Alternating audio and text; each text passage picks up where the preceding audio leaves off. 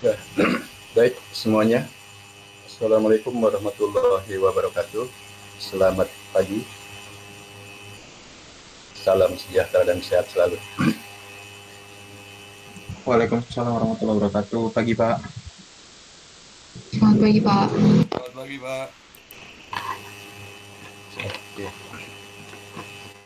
baik ya, sambil menunggu yang lain, dari 20.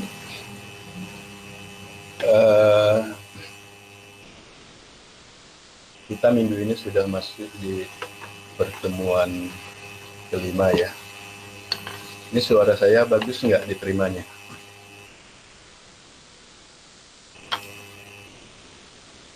Halo? Mohon izin Pak, masih terdengar noise Pak.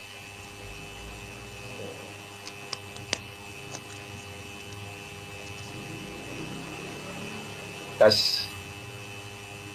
Gimana? Sudah cukup? Mohon izin Pak, izin bertanya Pak, apakah Bapak menggunakan kipas angin di laptop Pak? Oh, enggak. Ya, ya. Ini memang headset saya mungkin agak ini ya, punya hilang saringan itu.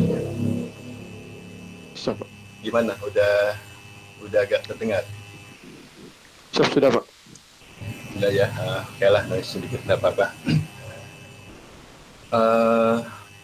Oke, kita ada di pertemuan kelima.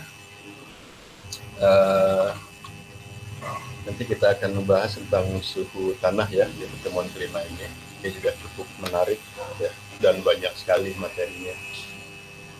Cuma mungkin sebelum kita bahas topik mengenai suhu tanah, saya akan sedikit jelaskan ya yang kemarin perhitungan kita mengenai kekasapan permukaan. Jadi supaya ini clear ya, supaya lebih jelas. Maka coba ini kita manfaatkan waktu ya, karena saya nggak tahu nanti juga suhu tanah bisa sekali pertemuan ini nggak selesai. Kalau nggak nanti kita lanjutkan. Yang untuk penjelasan mengenai perhitungan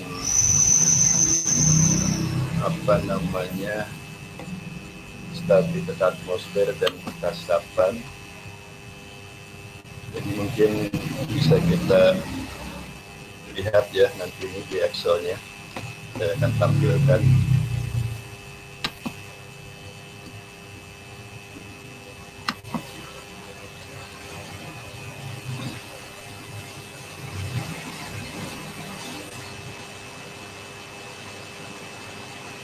Oke, baik ya. Sudah muncul ya. Ini hujan nih, udah mulai hujan tempat saya. Deras sekali. Oke ya. Nah, ini data yang sudah saya kirimkan kemarin. Ya, adalah data suhu dan angin ya pada pengamatan iklim mikro, yaitu pada berbagai ketinggian ya, yaitu 4, 7 dan 10 meter, juga pada 3 jam pengamatan ya, jam 7, 4, 11 dan 18. Nah, selanjutnya untuk menghitung stabilitas udara ya mungkin tidak terlalu masalah ya. Yang penting begini, ini kan saya contohkan untuk menghitung stabilitas udara atau atmosfer pada bulan Januari ya, dan ini adalah data bulan Januari ya, tanggal 1 sampai dengan 31 mungkinnya ya. Nah, walaupun nanti data keseluruhannya ada ya sampai dengan Desember. Nanti kita di contoh ini hanya akan dihitung di bulan Januari. Nah, caranya ya, langkah yang harus dihitung, maka kita membuat rata-rata dulu ya. Karena kan datanya dari harian, ya. Membuat rata-rata berarti setiap jam pengamatan ya, pada setiap ketinggian ya, itu dirata-ratakan dulu ya. Jadi tanggal 1 berapa ya, 4 meter, 7 meter, 10 meter ya. Ini rumusnya sudah ada ya. Jadi kalau ini kita panggil gitu ya, maka ini kan merupakan rata-rata dari ini kan ya, pada ketinggian 4 meter ya, pada ketinggian 4 meter. Oke.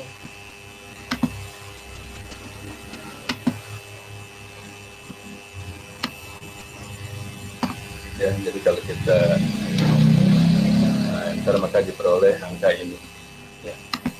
Kemudian itu tanggal 2, tanggal 3 dan seterusnya ya. Ini sampai tanggal 31 ya. Jadi di rata-rata perhariannya dulu, per jam pengamatan dan per ketinggian. Nah, setelah itu karena kita akan menghitung bulanan ya, maka kita cari yang ketiga ya, rata-rata ya. Nah, tentu ini tinggal merata-ratakan ya. Misalnya untuk yang 4 meter ya, maka ini semua ya dijumlah lalu dirata-ratakan. Kemudian yang 7 meter dan yang 10 meter. Ya. Oke. Nah, setelah itu didapat ya, maka berikutnya kita akan konversi ya. Konversi ini adalah rata-rata jam 7 pada 4 meter ya di bulan Januari ya. Jadi ini kalau kita lihat ya, maka ini adalah ini ya. Jadi setiap jam 7 ya tambah tanggal 2, tanggal 3, tanggal 4 dan seterusnya sampai akhir bulan ya, maka diperoleh data rata-ratanya ya pada setiap ketinggian ya dan pada setiap jam. Nah, ini masih dalam satuan derajat Celcius. Karena rumus Riccarton number membutuhkan Kelvin, maka ini kita konversi ke Kelvin ya. Mudah saja, tinggal ditambah 203 maka diperoleh. Oke ya, ini adalah data suhu udara rata-rata bulan Januari pada setiap jam pengamatan dan pada setiap ketinggian. Nah, selanjutnya karena RI ini ya, ini ada apa dot theta dot jet ya, suhu, perubahan suhu terhadap ketinggian dan perubahan angin terhadap ketinggian. Nah, maka yang perubahan anginnya ya di sini di data anginnya ini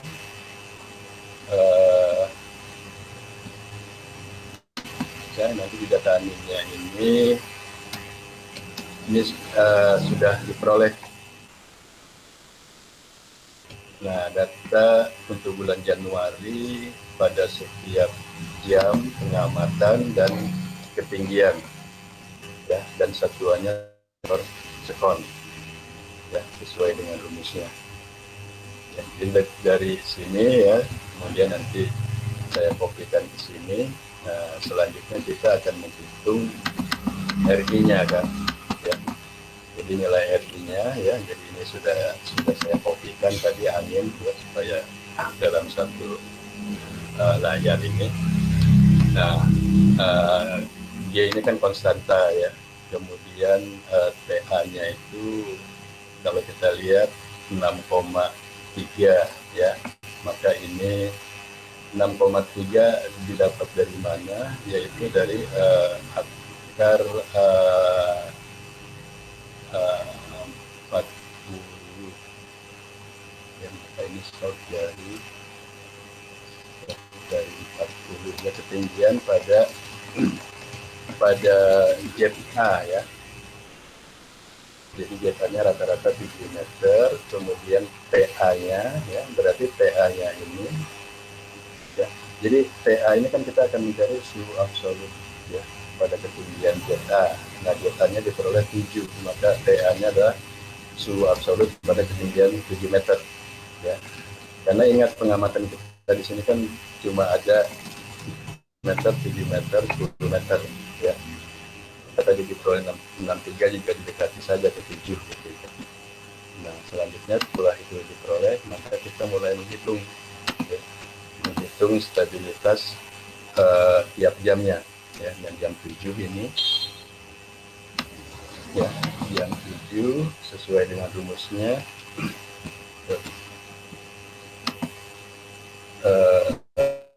kita cari dulu ya 2 theta per dojet ya, maka diperoleh ini ya. Nah, ini kan caranya ya, kalau kita ambil 2 theta per dojet berarti ketinggian penurunan suhu pada ketinggian 10 meter terhadap 4 meter ya, bagi dengan 6,3 ya T-nya. Kemudian suhu dojetnya ya, maka ini di data anginnya ya, kita lihat ini ya, angin pada 10 meter terhadap 4 meter ya, maka diperoleh 0,05 sekian. Nah, lalu dicari ya, tinggal dimasukkan ke dalam rumus RA ya, 99,8 ya dikali do theta dojet ya. Jadi ini adalah 9 ya, 8 kalikan suhu absolut pada 7 meter ya, dibagi dengan suhu dojet kan. Jadi suhu dojet berapa? Theta dojet per suhu dojet ya, dikuadratkan ya. Jadi yaitu rumus RI ya, rumus termodinamik seperti itu ya. Nah, jadi seperti ini ya. Nah, masuk seperti ini, maka di chapter number pada jam 7 itu diperoleh 0,04629 ya, dan ini masuk dalam kriteria stabil. Oke ya, kemudian pada jam 14 ya, dengan cara yang sama ya, diperoleh tidak stabil, dan jam 18 sudah tidak stabil. Jadi nah, itu cara menentukan stabilitas atmosfernya ya. Jadi yang penting kalian punya data angin ya, angin rata-rata bulanan Januari, dan data suhu ya, yang sudah dikonversi ke Kelvin ya. Nah, di sini saya cuma membuat saja ya profil suhu ya, yang terhadap ketinggian pada setiap jam gitu ya. Kemudian ini adalah kalau mau dibalik ya, jam terhadap masing-masing ketinggian ya, grafiknya seperti ini. Oke ya. Nah, itu untuk yang stabilitas atmosfer. Kemudian bagaimana mencari kekasapan permukaan. Jadi kemarin yang mungkin kalian masih bingung ya menghitung ini, kita membuat ini ya. Jadi ini begini, pertama kekasapan permukaan itu dihitung pada kondisi atmosfer netral ya. Dan kita tahu kan tadi ya, yang Januari kan tidak ada yang netral kan, jam 7-nya apa stabil ya, 13 tidak stabil, dan 18 tidak stabil ya. Jadi sebetulnya nanti dalam 1 tahun ya, itu harus dicari dulu ya, pada bulan apa kondisi atmosfer posisinya netral, baru itu yang bisa dihitung kekasapan permukaan ya. Karena kan dari teorinya kekasapan permukaan itu ya, kecepatan angin hanya dipengaruhi oleh tutupan lahan, kekasapan permukaannya. Jadi di situ tidak ada bonus gitu ya, tidak ada. Artinya itu akan dicapai pada keadaan atmosfer yang netral ya. Karena kalau stabil dan tidak stabil itu kan ada golakan-golakan ya. Ya, maka akan bias. Kecepatan anginnya itu bukan disebabkan oleh kekasapan permukaan ya. Jadi itu ya. Nah, makanya di yang data yang saya kirimkan terdahulu ini ya, ini sebetulnya hasil daripada skripsinya mahasiswa yang dari IPB itu ya. Jadi eh, ini juga saya belum tahu angka ini ya, kecepatannya muncul sekian ya pada setiap sekian meter ini tuh, maka keluarlah grafik ini. Nah, oke. Jadi cara menghitungnya, oke lah kita anggap yang Januari ini ya, yang Januari ini ada netral gitu ya. Yang penting ini tahapan menghitungnya ya. Nanti kami cari itu di bulan netral. Nah, jadi tolong yang saya blok kuning itu ya di apa? Di data yang sudah saya share ya. Ini ya. Jadi cara-cara sampai menentukan grafik kekasapan. Nah, pertama kita akan buat dulu hubungan antara Z dan lon Z ya. Di sini kan dikatakan ya, maka dibuat dua matrik ya. Jadi antara nilai Z dan lon Z ya, kemudian itu dibuat satu persamaan ya, sehingga akan menghasilkan ya lon Z sama dengan A1 plus lon Z0 ya. Dan kemudian nanti U-nya bisa dihitung seper A dikalikan ln Z min D per Z0 ya. Nah, kemudian untuk U bintangnya ya, itu adalah karena itu ada K ya, satu konstanta 0,4 dibagi A, berarti tinggal mencari A-nya ya. Nah, menghitung Z0 ya, karena saya ada unsur Z0, nah ini D sama dengan ln Z0, maka Z0 adalah eksponensial ya, nilai D. A dan B itu, nah kamu buat ya, kamu buat suatu apa, nilai ya. Oke lah, kita mulai dari 2 ya, 2,5, 3 terus ya sampai seberapa juga. Nah, kemudian Z min D ya, Z min D ini kan 2 dikurangi dengan D tadi ya, D kan diperoleh 1, sekian ya, kita diperoleh ya, jadi masing-masing diperoleh, kemudian dilonkan ya. Nah, ketika ini lonnya negatif, pasti itu sudah apa, enggak perlu dihitung kelanjutannya ya, karena nanti dia juga akan diperoleh negatif ya, itu sebetulnya 0 gitu ya. Nah, oke. Selanjutnya ya, nah ini ya, selanjutnya setelah dibuat persamaan ya, jadi ini adalah persamaan antara ln Z dan Z ya. Jadi saya ambil tadi kan nilai Z-nya ya, dan ln Z min D-nya adalah ini, lalu kita buat ya, ini Excel tinggal sekitar plotnya itu sendiri ya. Nah, yang dibutuhkan di sini adalah nilai A ya, ini kan A plus BX kan bersama ini ya. Jadi ln Z min D sama dengan A plus BX ya, gitu. Nah, cuma hati-hati meletakkan posisi apa, pasangannya ya. Jadi Z-nya dibuat seperti ini ya, lalu ln Z-nya di kolom yang kedua ya. Karena kalau dibuat seperti ini ya, ini tidak merupakan fungsi ln Z sama dengan A plus BX ya, jadi salah ya, sudah saya coba. Jadi yang benar ini adalah yang di bawah ya, sehingga nilai A-nya adalah 0,3366, B-nya adalah 0,3373 ya. Nah, lalu dimasukkan ke sini ya, seperti ini ya, ada ya Z min D lalu dilonkan ya, ini ada nilai B-nya ya, tentu sama ya, konstanta B-nya, maka Z0 tadi eksponensial dari B ya, dari B, lalu kita bagi Z min D dibagi Z0 ya, Z min D-nya sudah ada, dibagi dengan Z0 muncul ini ya.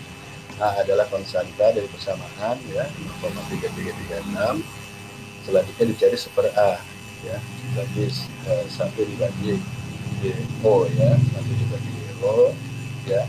Nanti kamu ikuti saja ya, seperti ini ya. Nah, ini yang sudah dibuat warna itu ya. Nah, lalu ln Z min D per Z0 ya. Z min D per Z0 nya ini kan sudah saya siapkan juga ya, kita buat di kolom ini ya. Sehingga ini adalah ln daripada nilai ini ya, ln ya. Nah, semuanya ya, cari semuanya ya. Nah, kemudian U ya, U itu kan ya, dia rumusnya yang di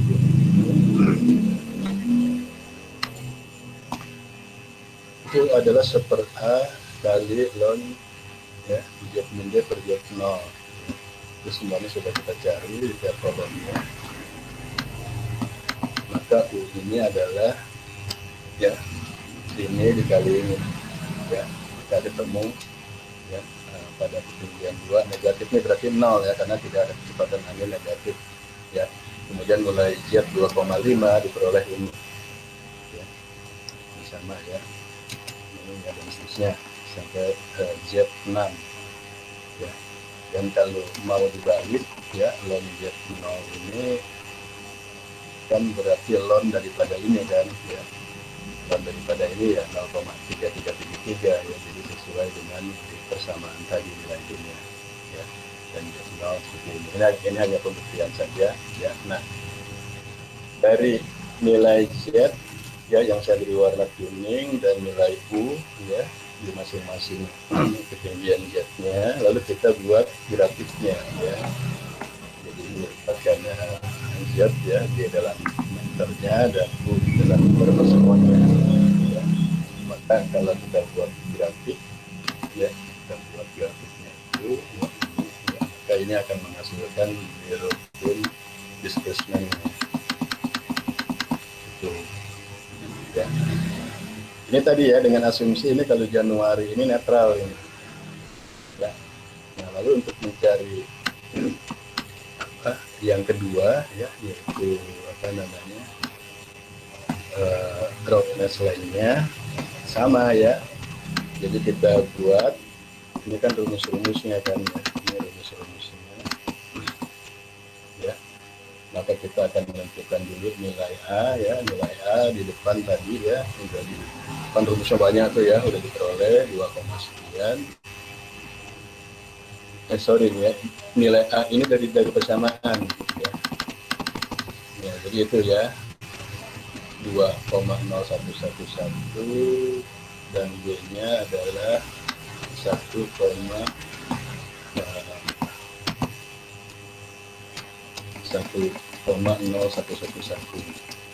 ya. Dan Z0-nya ya eksponensial dari A ya.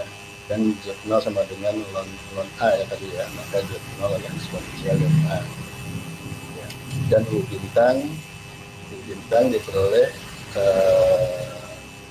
K ya, konstanta 0,4 dibagi dengan B ya. Dan akan 0,4 dibagi dengan B ya, diperoleh U bintang ini ya. Nah, setelah kita peroleh ya konstanta ini ya, kita buat lagi untuk membuat grafik ya, hubungan antara nilai U dengan Z-nya ya. Nah, jadi untuk Z kita buat aja nih kan ya, Z 1, 2, 3, 4 sampai 9 sampai 20 pun boleh ya. Ini kan tinggal masukkan ke persamaannya, lalu ini dikurangi D ya, lalu dilonkan ini nilai konstanta D dari persamaan sama ya, Z0 ya eksponensial dari D ya, maka pasti sama. Kemudian ZD dikurangi Z0 ya, ini ya nilainya. Kemudian A ini konstanta ya 2,011 per A ya, berarti 1 dibagi ini ya, maka akan sama semua ya per A-nya. Nah, lalu ln Z min D per Z0 adalah ini ya. Kita lihat nih ya, ini karena apa, nggak bisa dihitung ya, negatif ini ya, maka nanti kita akan mulai untuk apa, jaraknya itu ya, roughness-nya itu berarti mulai pada ketinggian 4 ya. Jadi mulai pada ketinggian 4 ini kan ya, mulai positifnya ya, dia 4 ya, kita diperoleh 0,0 sekian ya. terus ya sampai dengan ketinggian 9 ya, maka wujudnya diperoleh. Ini cuma pembuktian saja ya, sama nilainya. Nah setelah itu udah ya, dari nilai yang positif ini ya dan vertikalnya ya, lalu dibuat grafik ya, itu merepresentasikan tentang roughness line.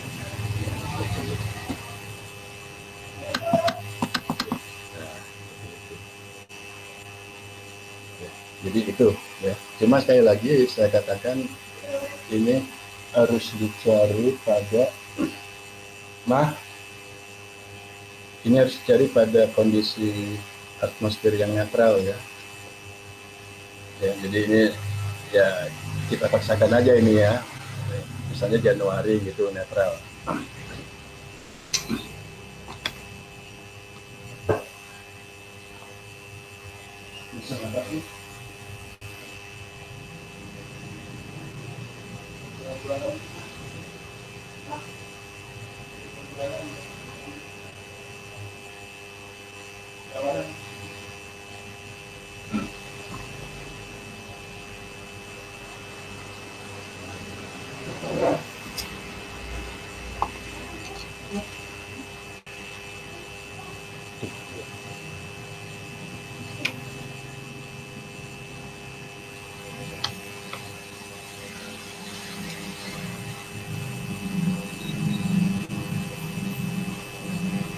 Oke, baik ya. Ada gangguan sedikit. Ya, jadi nanti dihitung seperti ini. Ya, ini yang penting ini caranya ya. Caranya nanti ketika di 1 bulan kamu sudah menentukan apa namanya stabilitas atmosfernya netral. Ya.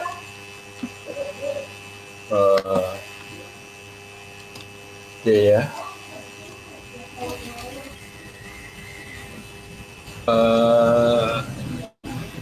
Berikutnya di data yang sudah saya share ya, dan nah ini kan diperoleh ya transfer momentum ya. Ini juga memang hasil daripada salah satu bulan yang kondisinya netral ya. Jadi cara perhitungannya ya seperti ini ya. Ya, tinggal dimasukin saja ke rumusnya ini ya, ke KM-nya ya, dan ini dari taunya, sehingga di sini tabel dari hasil skripsinya ya saya peroleh ya. Transfer momentum seperti ini. Oke ya.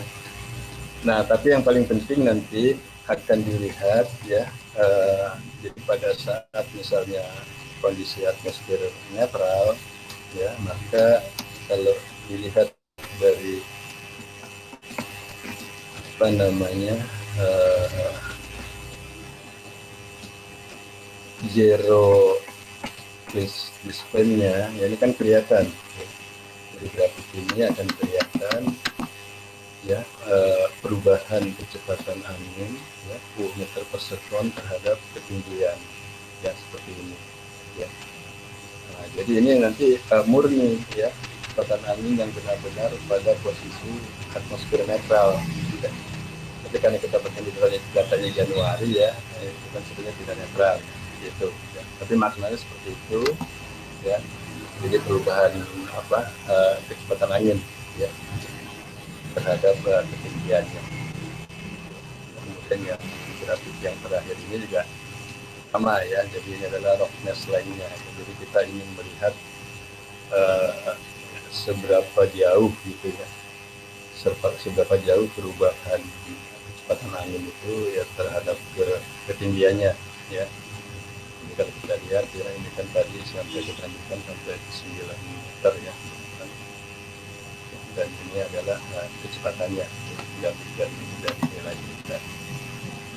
Ya, intinya cuma itu saja ya, ingin melihat adanya perubahan kecepatan angin terhadap ketinggian.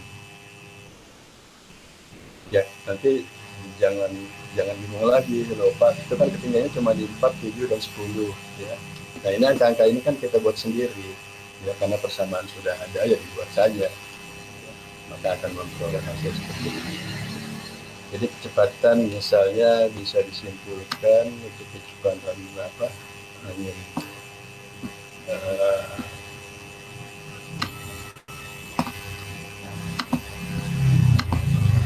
ini ya.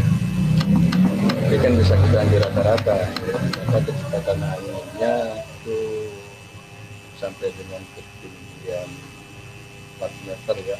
5 meter itu adalah 3 sampai 6 meter per sekon. Itu.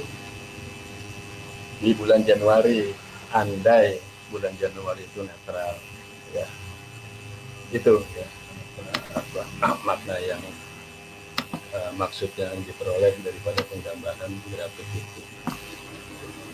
Dan ini sejauh mana ya? Sejauh mana sampai ketinggian berapa ya? Ini kan lebih kecil ya, jadi perubahannya sedikit sekali ya, sampai dengan sejauh 4 meter misalnya ya 4,5 meter lah, ini itu kan cuma perubahan perkenan itu cuma 0,1 meter per sekon ya secara lengthnya ya, secara jarak ya. Jadi seperti itu ya. Nanti ini yang sudah saya koreksi ini ya, nanti saya akan share ya, bisa kamu pelajari sendiri, tapi dengan catatan itu aja ya. Nah kalau kamu memang kepingin ya, dan nanti ini juga saya bikin ada rencana ya, termasuk untuk tugas ya, setelah kita bahas topik kelima tentang suhu tanah ya. Nah ini nanti baru kelihatan ya, nanti misalnya saya berikan data utuh tahun 2014 itu lengkap ya, AGM 1, AGM 2, iklim mikro ya, bahkan di situ juga ada penguapan ya, terusnya ya. Nah nanti bisa dicari ya, kali ini kan 2011 ini ya, nanti contoh di 2014 coba. Nah itu memang mau tidak mau setiap bulan harus dihitung ya, Januari, Februari, Desember, nanti bulan apa yang netral ya, atau pada jam berapa dia netral ya. Nah berarti yang bisa dihitung kekasapan permukaan adalah pada saat jam di bulan yang netral itu. Oke ya, ini sedikit apa namanya, review lagi ya, bagaimana menghitung kekasapan permukaan ya, jadi perubahan keterangan terhadap ketinggiannya ya, akibat pengaruh dari kekasapan permukaan ya.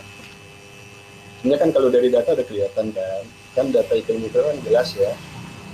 Jadi kalau kamu lihat di sini misalnya ya, ini kan udah jelas kan ya. Jadi tanggal 1 ini dari datanya kan kecepatan angin 1,4 di 4 meter ya, kilometer per jam, tapi ya belum berubah meter per sekon ya. Kemudian tanggal 7 meter 10 meter. Tapi ini data ya, data ini hasil pengukuran. Nah yang diperhitungkan tadi maksudnya gimana pengaruh kekasapan permukaan itu ya, tentunya terhadap data-data ini ya. Maka data ini diharapkan ketika terjadi pada kondisi atmosfer yang netral ya, seperti itu.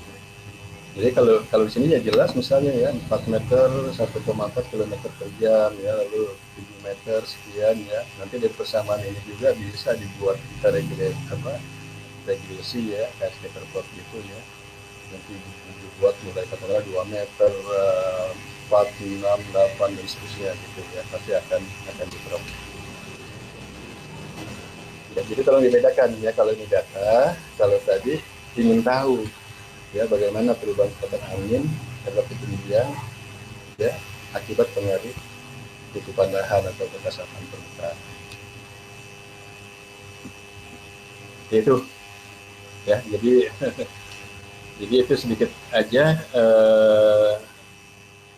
review ya, nanti saya kirim ya itu, karena ini harus kamu coba sendiri ya, pelajari sendiri, baru bisa. Oke ya, kira-kira ada yang mau itu nggak, komen nggak tentang ini?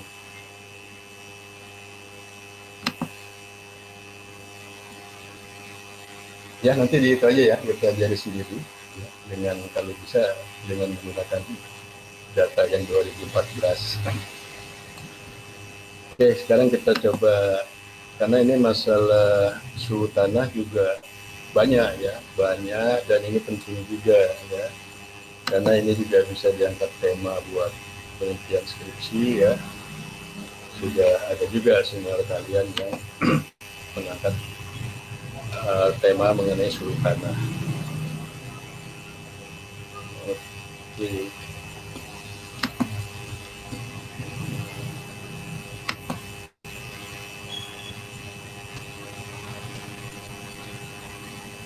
Oke, sudah muncul ya? Mana?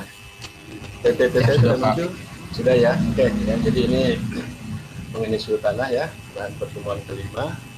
Nanti materi yang akan kita bahas, ya cukup banyak ya, bagaimana fluktuasi suhu tanah, faktor yang mempengaruhi apa saja, ya, lalu juga bagaimana transfer energi dalam tanah. Nah, yang keempat dan kelima inilah yang nanti dijadikan salah satu permasalahan ya, tujuan daripada penelitian estimasi suhu tanah dan hubungannya suhu tanah dengan suhu udara. Baik, satu dulu ya, fluktuasi suhu tanah. Ya, jadi suhu tanah itu adalah salah satu sifat tanah ya, yang secara langsung mempengaruhi pertumbuhan tanaman. Jadi sekali lagi nih ya, kita tidak hanya belajar suhu tanahnya, tapi bagaimana yang paling penting kaitannya dengan tanaman ya. Karena suhu ini bagi tanaman ya, ini akan berpengaruh terhadap kelembaban, aerasi, struktur ya, aktivitas mikroba, enzim ya, serasa, kemudian juga ketersediaan hara. Nah, suhu tanah ini merupakan salah satu faktor untuk tumbuhnya tanaman ya. Sama ya, seperti pentingnya air, udara ya, dan pupuk ya. Jadi suhu tanah juga itu penting juga ya, gitu. Nah, karena proses kehidupan benih ya, akar tanaman, mikroba tanah itu secara langsung sangat dipengaruhi oleh suhu tanah ya. Jadi bagian bawah adalah referensinya ya, kalau kamu mau cari silakan. Dan pengukuran suhu tanah ya kita sudah tahu ya, jadi pada ketinggian sebenarnya mulai dari 0 ya, 0 permukaan, 0, 5, 10, 20, 50, 100. Tapi biasanya yang diamati kebanyakan itu cuma sampai ketinggian kedalaman 20 ya, yang 50 dan 100 pun jarang sekali ya. Saya baca data-data di AGM itu ya, AGMA maupun AGMD gitu ya, jarang ya. Nah, faktor yang mempengaruhinya adalah ada faktor luar dan dalam ya. Faktor luar apa saja? Tentu ada radiasi matahari, awan, hujan, angin, air ya. Nah, kemudian faktor dalamnya sendiri itu bagaimana struktur tanah, kadar air tanah ya, kandungan bahan organik, termasuk warna tanah. Nah, semakin tinggi suhu tanah maka semakin cepat pematangan pada tanaman ya. Ini apa hubungannya dengan tanaman. Nah, cuman yang menarik ya, ini kita lihat ada faktor dalam ya. Faktor dalam itu oke lah ya, struktur tanah ini ya, kadar air tanah. Nanti kan kita mungkin setelah UTS ya, kita mulai memasuki ya bagaimana mengukur water balance, teraca air lahan, sehingga bisa memperoleh nilai kadar air tanah. Maksud saya begini, belum ada penelitian hingga saat ini menghubungkan ya, antara kondisi kadar air tanah dengan suhu tanah pada berbagai kedalaman. Ya, itu satu poin yang menarik ya, kalau memang kamu tertarik di penelitian tentang agroklimatik dan mikro dan agroklimatik, hubungan antara persediaan kadar air tanah dengan suhu tanah. Itu bagus itu ya.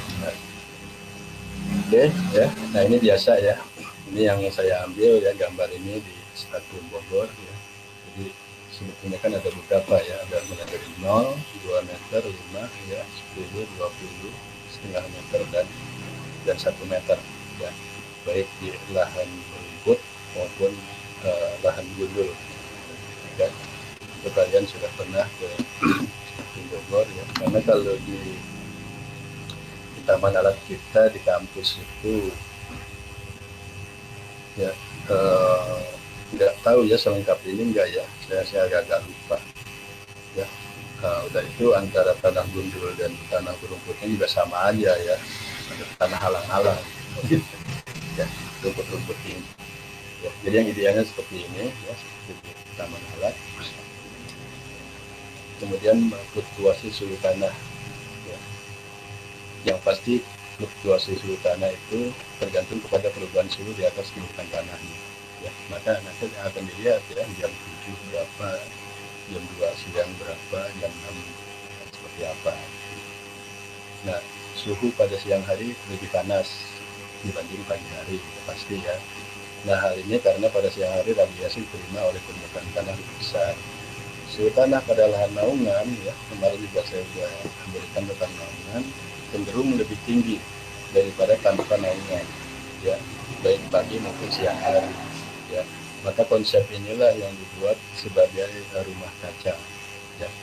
Jadi kalau rumah kaca kan naungannya memang benar-benar tertutup ya, supaya bisa memperoleh suhu yang lebih tinggi. Karena kan tadi dikatakan kan suhu lebih tinggi itu dia akan mempercepat pertumbuhan tanaman. Fluktuasi suhu pada permukaan tanah ya itu akan lebih besar ya. Jadi di permukaannya di 0 cm itu lebih besar dibanding 10, 20 dan 30. Kenapa? Ya, nah hal ini karena pengaruh intensitas radiasi matahari yang diterima oleh permukaan tanah. Tapi ada hal yang menarik ya, ada rahasia alam gitu. Kalau nggak salah suhu pada kedalaman 20 cm itu setiap jam pengamatan sama ya. Aneh. Jadi intensitas radiasi matahari yang berfluktuasi akan menyebabkan suhu tanah juga berfluktuasi ya. Jadi ini ada salah satu hasil pengamatan ya.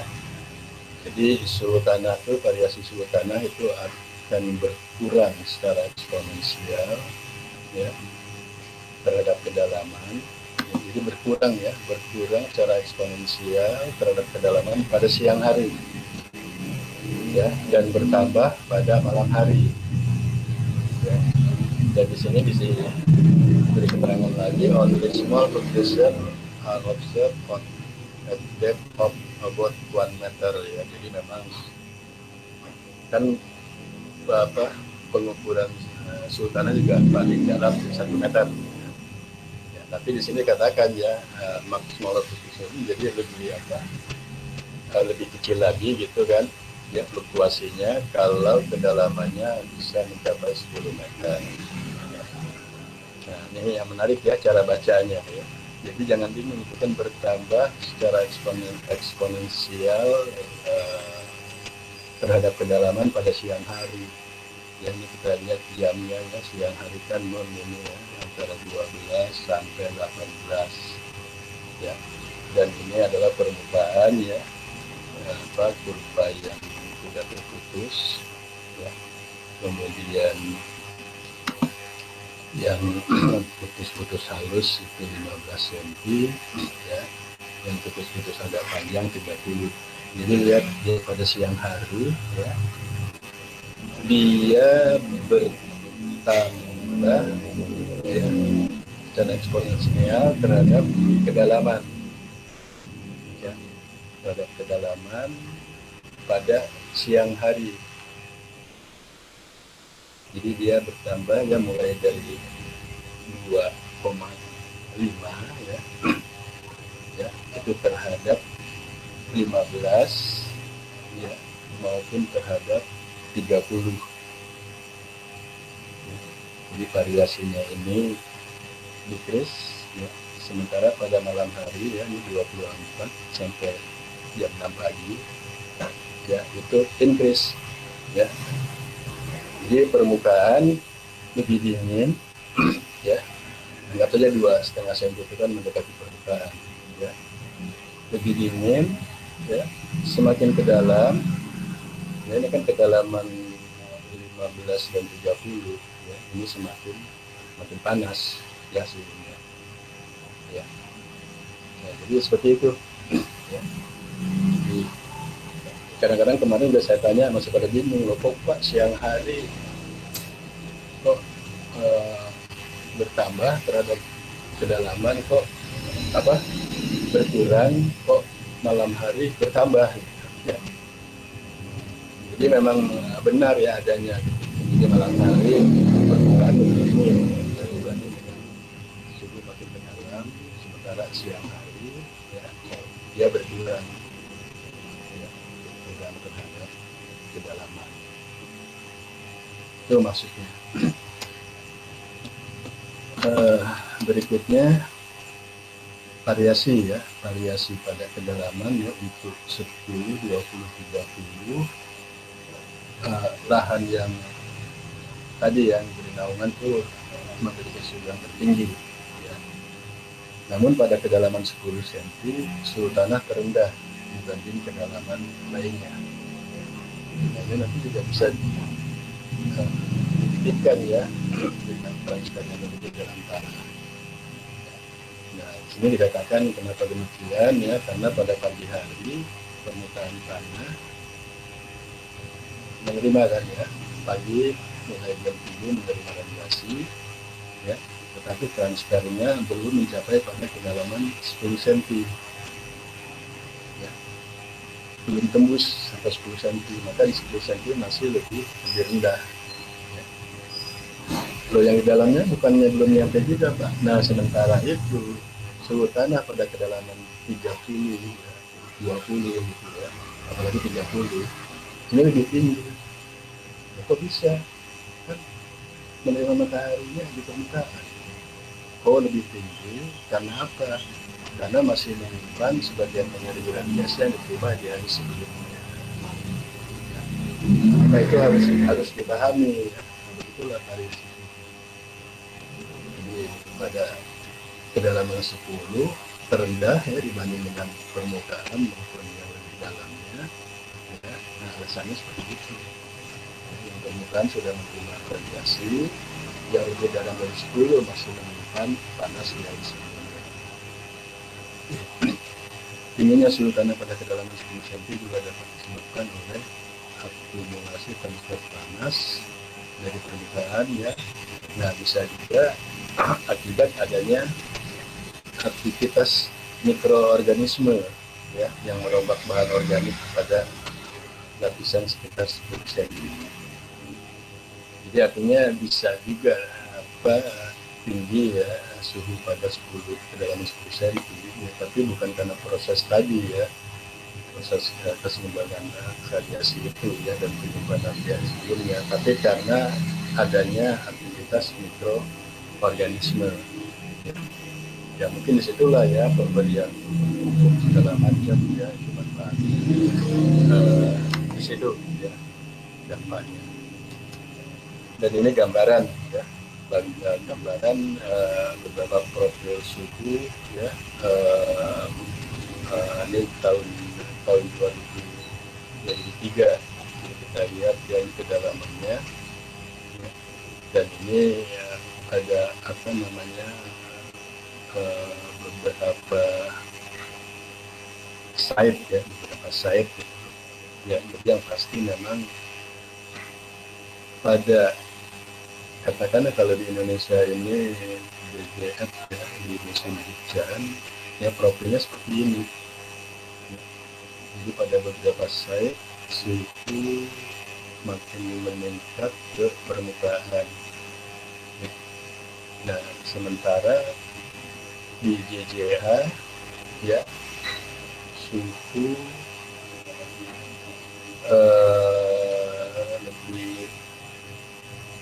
lebih ini lebih rendah ya ke permukaan di DJF, dan di DJH lebih tinggi kan temperaturnya ya, dan ini adalah depth-nya, kedalamannya. Jadi seperti ini. Oke ya, ini kan cuma hasil penelitian ya. Nah, nanti kita lihat ada contoh di stasiun Bogor di Jawa. Bagaimana pengaruh suhu tanah ya terhadap tanaman ya. Nah, pertama ini mempengaruhi aktivitas biologi tanah. Tidak akan optimal jika suhu tertentu tidak dapat dipertahankan. Nah, tingkat aktivitas umum ya untuk organisme tanah ini, jadi di dalam tanah itu kan ada organisme, itu optimum 18 sampai 30, kurang dari 10 dia akan menghambat perkembangan mikroba. Ya. Nah, kalau perkembangan mikroba terhambat, maka penyerapan hara oleh akar juga akan terhambat. Artinya kalau suhunya kurang dari 10 derajat Celcius, ya bagus ya. Tapi kalau lebih juga dari 40, ya tidak akan aktif juga mikroba. Kecuali ya memang mikroorganisme tertentu ya yang disebut harmonik yang tahan panas. Jadi optimumnya 18 sampai 30. Kemudian menentukan reaksi kimia ya dan aktivitas mikroba tanah. Jadi pada proses nitrifikasi optimum itu kurang lebih 30 derajat Celcius ya. Jadi ketika kondisi agak panas ya, jadi kita lihat di grafiknya ini ya, nitrifikasi akan meningkat ya, akan semakin meningkat ya. Kalau kita lihat perubahannya ini 75 derajat Fahrenheit ya, kamu hitung aja ya kalau dikonversi ke derajat Celcius jadi berapa ya, ini adalah kurvanya. Ini sampai dengan optimal 100% pada saat 70 derajat Fahrenheit. Jadi menentukan reaksi kimianya. Kemudian yang ketiga mempengaruhi pelapukan bahan hidup tanah, ya, mempengaruhi perkembangan akar karena ada hubungan dengan kelemasan dan aerasi tanah. Nah, maka kalau kamu tanam entah itu tanaman buah ya atau tanaman bunga di apa namanya tabulator gitu ya, ya polybag atau di apa namanya pot-pot gitu ya, itu jadi situ akan terlihat ya bagaimana pengaruh pemberian aerasi ya, penyiraman pengemasan kanapina ya, termasuk ada nggak sinar matahari ya, atau antara di periode musim hujan dan musim kemarau itu akan kelihatan. Kemudian yang kelima mempengaruhi perkembangan biji dan pertumbuhan kecambah. Jadi di sini juga ada grafik ya menunjukkan semakin suhunya meningkat ya, temperaturnya meningkat ya, maka di sini reaktif ya daripada pembentukan nitrifikasi ini juga akan meningkat ya, dan ini akan berpengaruh kepada perkembangan biji. Oke. Nah ini bagaimana hubungan suhu tanah dengan tanaman. Suhu tanah penting karena mempengaruhi seberapa cepat tanaman dapat tumbuh. Seberapa cepat tanaman akan tumbuh. Yang digaris bawahi, suhu tanah juga mempengaruhi seberapa cepat tanaman menyerap air dari unsur hara ya, yang ada dalam tanah. Di sini dicontohkan tanah liat ya, bukan tanah lempung itu. Jadi kamu kalau nanam di tambulator ya, di polybag atau di pot itu jangan pakai tanah liat. Ya, jadi tanah liat adalah tanah yang dingin dan basah. Ya, biasanya perkecambahan dan pertumbuhan bibit biasanya lambat. Nah, jadi usahakan kalau nanam di pot ya, atau di polybag jangan pakai tanah liat ya, jangan pakai tanah lempung. Itu sudah ada ya tanah bukan ya, tanah pupuk kandang gitu ya, campuran dari bekas tumbukan padi itu ya, pasti akan bagus hasilnya. Nah nanti itu makanya kalau kita lihat di tukang-tukang pupuk itu ya, itu dicampur tanah berpasir. Nah tanah berpasir ini kan tidak mengandung air ya, jadi tidak mengandung banyak air ya, tapi dia aerasinya bagus ya, udaranya gitu ya, sehingga nanti akan cepat panas ya. Tadi kan kalau tanahnya panas ya, maka baik untuk pertumbuhan, maka ini berguna untuk memang menanam tanaman awal. Ya, jadi sebelum sekarang udah berkembang tuh ya, udah pinter itu ya, bukan bibit buah ya, bibit bunga termasuk sayuran ya. Dia apa, bibit awalnya itu ya dia taruh di podbet dulu ya, dan campurannya seperti itu ya, tanah yang agak berpasir dengan tanah dicampur pupuk kandang itu. Suhu tanah mempengaruhi kecepatan reaksi kimia ya. Nah, suhu yang hangat mempercepat reaksi dan suhu yang dingin memperlambat. Kemudian suhu tanah juga memang berpengaruh pada pemecahan bahan induk ya, serta seberapa cepat mikroorganisme bekerja ya di dalam tanah itu. Nah, keduanya ini sangat penting ya, karena ini akan menambah dan bisa mengembalikan unsur hara ya, ke tanah. Suhu tanah dipengaruhi oleh iklim dan musim pada suatu wilayah dalam setahun. Nah, ini ya menariknya.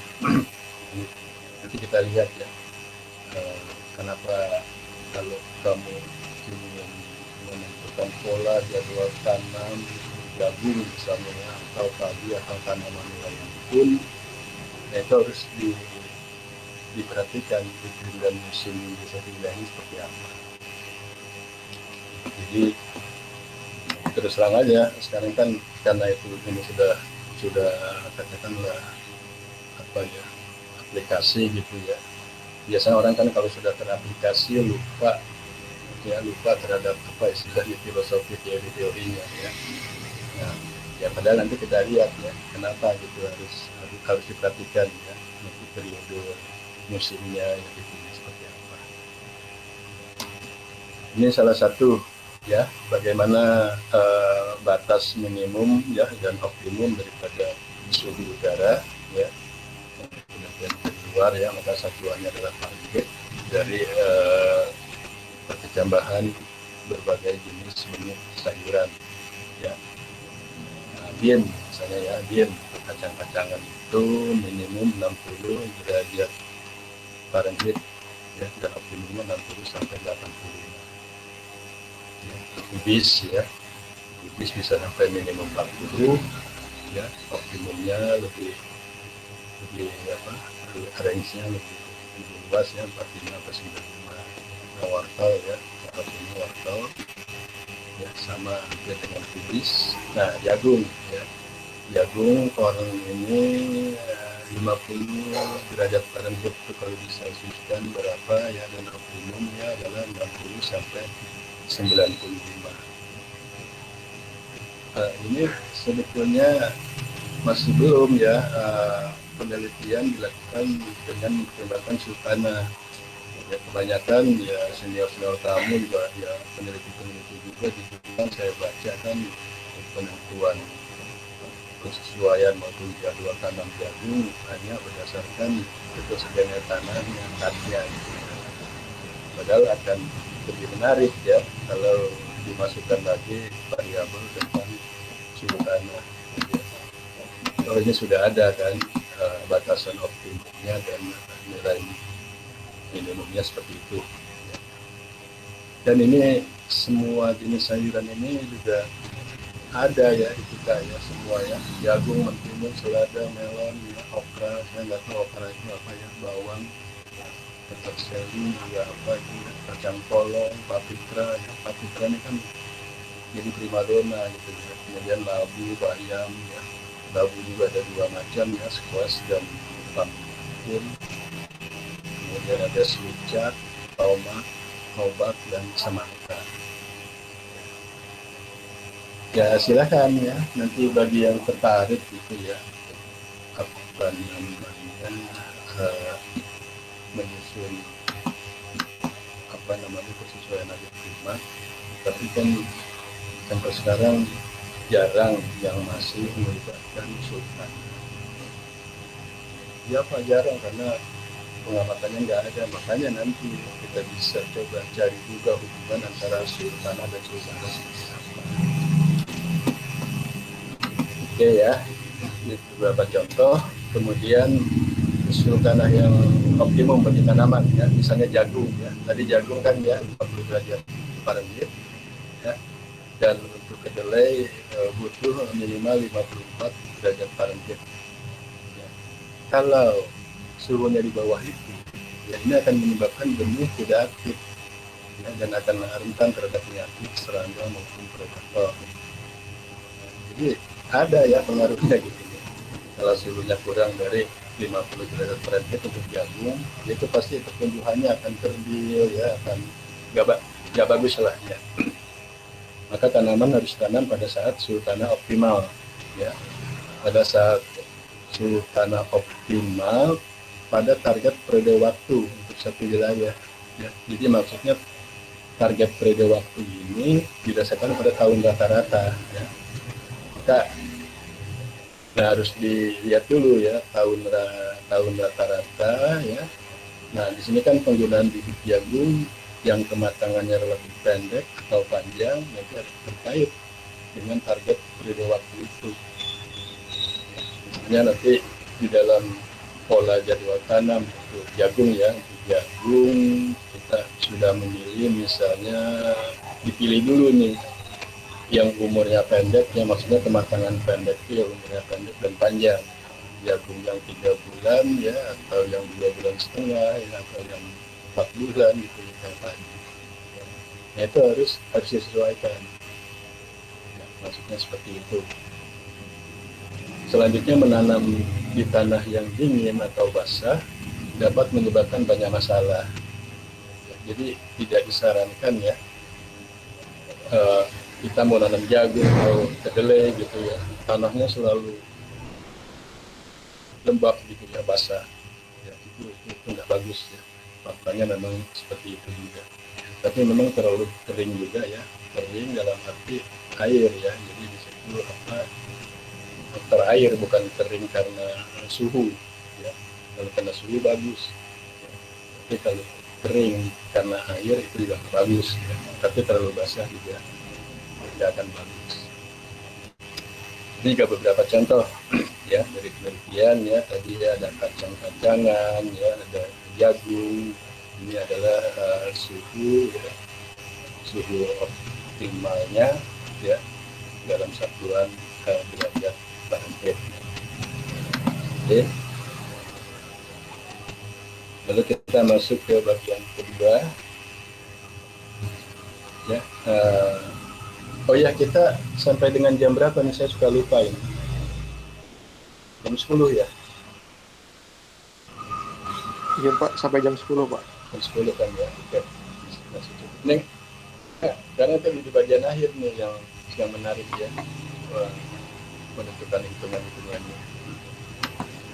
Tadi kan teori ya, tapi ini juga perlu ya, makanya saya katakan ini kan filosofinya perlu dipahami. Sebenarnya faktor yang pengaruh suhu tanah, iklim cuaca udah pasti ya. Jadi intensitas surya, awan, angin, hujan, suhu, RH ya.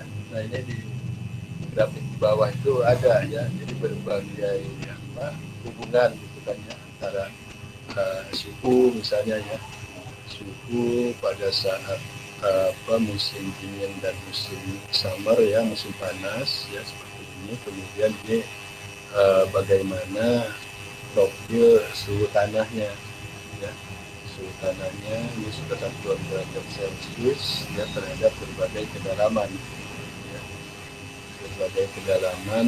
Jadi ini kalau ini secara anual ya, tahunan, dan ini adalah pada saat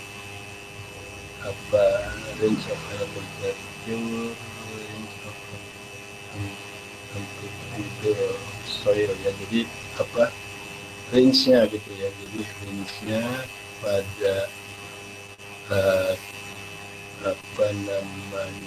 kedalaman tertentu ya, sekian sampai sekian ya. Jadi melihat itu suhunya di bawah ini. Oke ya. Nah ini jawab penelitian luar ya di Kanada ini. Kanada tahun 2003 ya. Oke.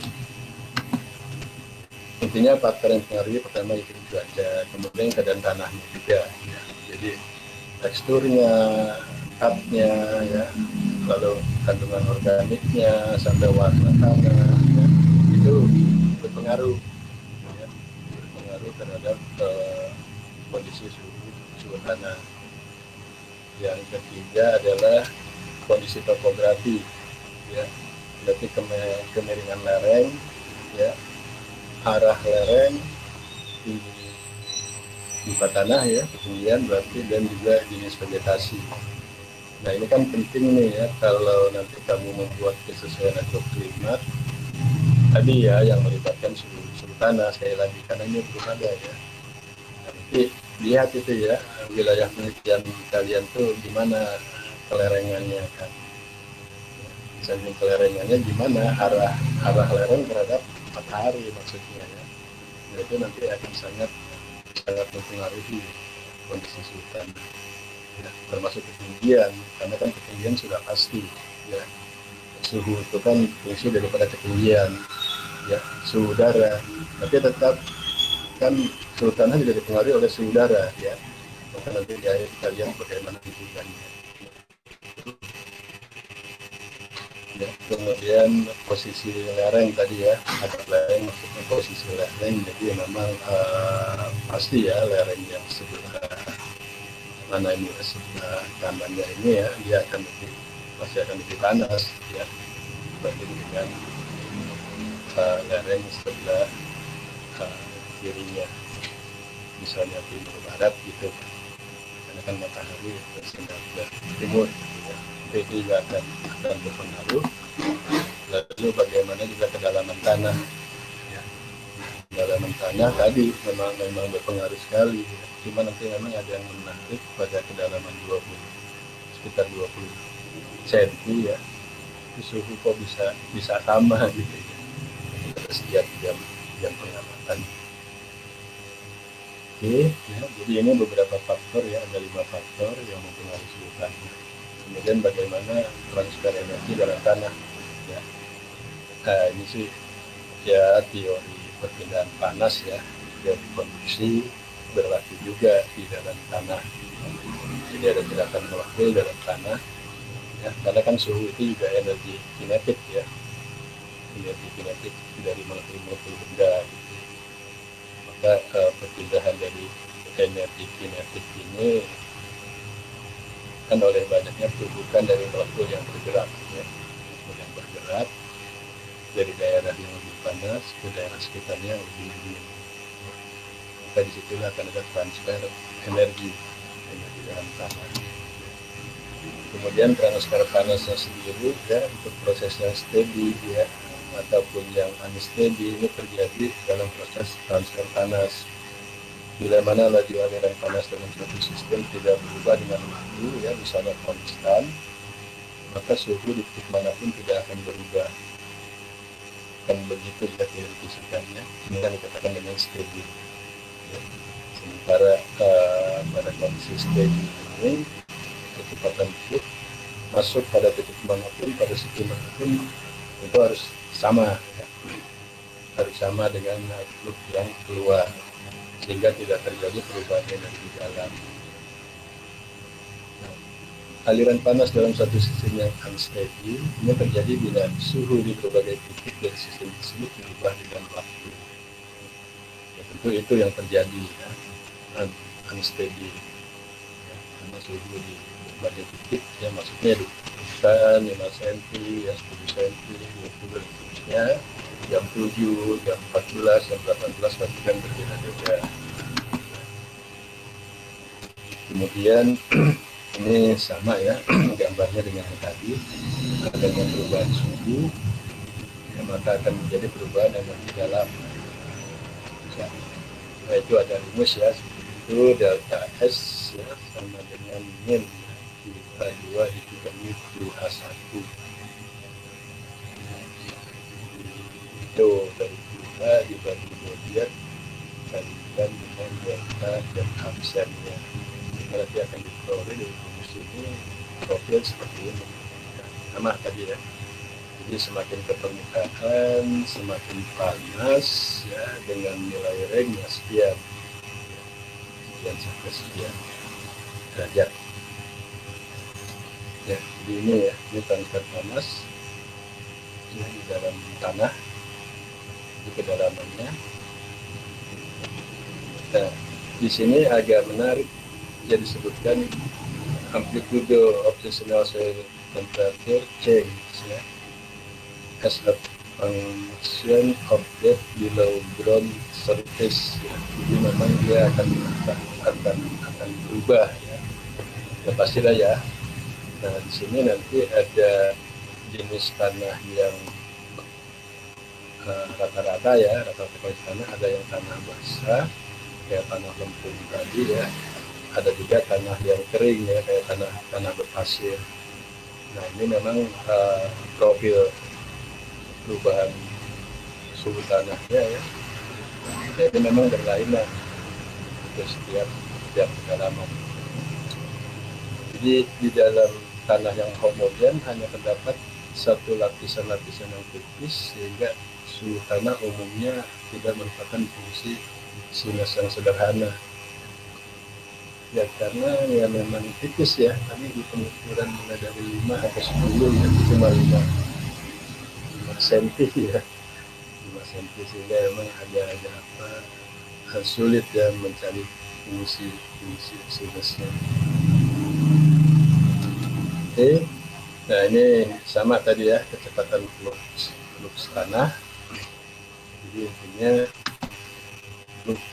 kerapatan flux panas ya itu positif ke arah bawah ya, ketika delta S-nya itu ya negatif sekian ya, maka lebih banyak panas yang masuk di bagian atas daripada yang meninggalkan bagian bawahnya ya, lapisan bawahnya. Dan jika delta S-nya negatif ya, maka lebih banyak panas yang keluar meninggalkan lapisan yang lebih dalam ya. Maka kan tanah akan menjadi dingin. Ini salah satu contoh juga ya, bagaimana fungsi foririan dari suhu tanah karena gundul ini ya, tidak bervegetasi pada tiap kedalaman ya.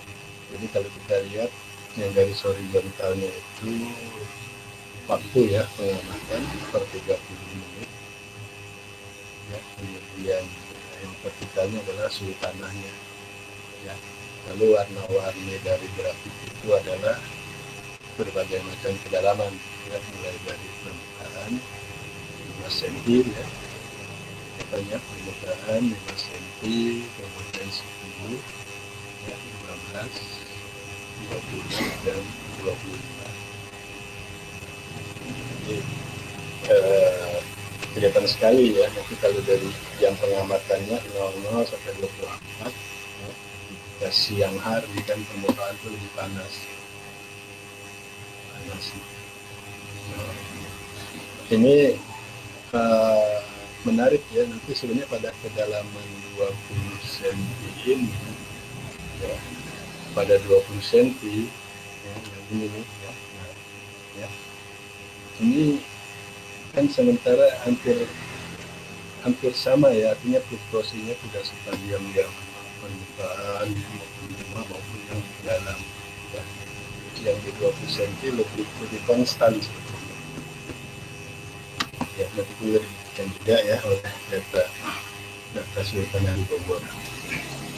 Ini mengenai flux panas ya, sensibel dan laten ya, saya pikir ini sudah dipelajari juga lah ketika mempelajari mengenai suhu udara ya, bagaimana menghitung sen panas laten itu ya, itu oke ya, nanti itu bisa dibaca ya. Biasanya sudah lah ya, sudah di suhu udara harusnya ada. Nah, sekarang kita masuk ke estimasi suhu tanah. Kita berangkat dari estimasi suhu udara dulu ya. Nah, ini juga yang saya pakai ya. Ketika di dalam satu wilayah penelitian tidak ada data suhu ya, maka dilakukan pendekatan menggunakan rumus BRAP ya, BRAP 1928 ya, ini juga sudah di refer ya oleh Moore et al. 1972. Nah, jadi berdasarkan hasil penelitiannya di Indonesia, suhu udara di dataran rendah pantai ya, berkisar antara 25 sampai 27. Ini filosofi yang berat ya. Jadi di Indonesia itu katanya di wilayah rendah, katakanlah pantai, antara 25 sampai 27. Ya. Maka berat membuat satu persamaan ya, untuk menduga suhu pada suatu titik ketinggian. Ya, yaitu dengan minus 26,3 derajat Celcius dikurangi ya 0,01 kali elevasi dalam meter kalikan 0,6 derajat ya. Jadi 0,6 derajat Celcius itu yang straight ya, penurunan suhu pada ketinggian, dan ini didasarkan kepada rata-rata suhu di dataran rendah pantai ya, maka ini dikalikan dengan 10/10 ya. Berarti begini, jadi nanti ada titik, ada lokasi tingginya 50 meter ya, ya sudah tinggal dihitung nanti 26,3 dikurangi 0,01 kali 50 kali 0,6, maka diduga suhunya sekian pada ketinggian 100 meter ya. 100 meter sudah pasti kan ya, 100 ya kan buktinya mudah saja dikali 100 dikalikan 0,1 1 ya, tapi kali 0,6 itu kan lihat ketinggian 100 meter kan let's say 0,6 ya, caranya seperti itu. Nah, sedangkan ini adalah nilai untuk referensi dataran rendah pantai. Jadi kan logikanya gitu, pokoknya 26,3 dikali dengan ketinggian masing-masing titik yang pertama itu ya. Dan buktinya kalau dengan 100 meter ya, 100 meter berarti kan 26,3 dikurangi 0,6 kan. Bahkan memang begitu teorinya ya. Tiap naik 100 meter dia turun 0,6. Cuma nanti begini, ada juga sih yang berargumentasi ya, kadang-kadang juga kok kamu pakai brak aja sih, ini kan model-model sekarang sudah berkembang, ada bisa pakai data, pakai model-model global gitu ya boleh aja, silakan aja gitu ya, silakan aja. Tapi yang terus juga argumennya itu kan zaman dulu di dataran rendah pantai 25 sampai 27. Emang sekarang udah nggak berubah, itu 1928 loh, masih zaman Belanda, masih banyak simbol Belanda. Sekarang emang masih bisa mewakili. Nah, gimana tuh jawaban kamu nanti buat tanya gitu? Nah, makanya oke, ya, kalau misal pun kita tidak menggunakan referensi suhu dataran rendah ya, yang dirata-ratakan 26,3 ya, maka senior-senior kamu pun ya, saya suruh pendekatannya ya sudah cari titik stasiun referensi.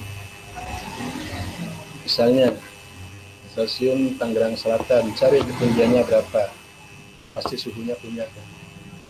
Lalu kamu akan menduga mana kantor wali kota Tangsel, bisa berapa selisih ketinggian antara stasiun Tangsel dengan kantor wali kota Tangsel ya, kalikan selisih ketinggian itu ya, nanti dikalikan dengan 0,6 ya, tinggal nanti ditambah atau dikurangi dengan suhu yang dari Tangsel ya. Kan kalau kantor wali kota lebih tinggi pasti kan dikurangi, kalau kantor wali kota lebih rendah ya pasti ditambah ya itu ya. Nah, itu sudah menghilangkan juga argumen kita tidak pakai suhu dataran rendah, kita pakai suhu stasiun referensi. Dan kalau lapse rate sampai sekarang juga masih teori itu masih diakui ya, penurunan suhu 0,6 derajat Celcius per 100 meter. Ya, oke, itu argumennya. Ya, kadang-kadang kan juga ketika dikejar seperti itu ya bingung gitu ya. Sebetulnya kan kalau mau pakai data-data global juga apa memang menjamin, kan perlu diuji. Kadang-kadang kan data global juga itu kan pada wilayah tertentu dia tidak bisa mengangkat ya, fungsi ketinggiannya itu ya. Seolah dianggap permukaan itu flat seperti gitu.